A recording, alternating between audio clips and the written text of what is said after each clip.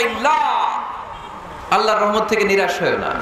ইন্নাহু লা ইয়াইআসু মির রাহিল্লাহি ইল্লাল কওমুল কাফিরুন, কাফের ছাড়া, মুশরিক ছাড়া, নাস্তিক ছাড়া, মুনাফিক ছাড়া কেউ কখনো আল্লাহর রহমত থেকে নিরাশ হয় না। আমরা সব সময় আল্লাহর রহমতের ভিখারি, আমরা সব সময় আল্লাহর রহমতের প্রত্যাশী। আমরা সব পরিস্থিতিতে ভরসা রাখি একজনের উপর, তিনি কে? আল্লাহ। তাহলে এটা হচ্ছে সেন্ট্রাল থিম, যে আমরা হতাশ হব না। Never lose hope, never be frustrated, never be upset. কখনো মন খারাপ করা যাবে না, আমরা আল্লাহর উপর ভরসা রাখি। এটা হচ্ছে কেন্দ্রীয় আলোচ্য বিষয়। এই সূরাটা নাজিলের একটা ব্যাকগ্রাউন্ড আছে।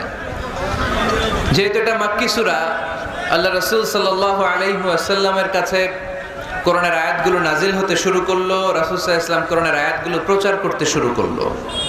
যাই নাজিল হয় রাসূল সাল্লাল্লাহু আলাইহি ওয়াসাল্লাম কি গোপন করে রাখতেন?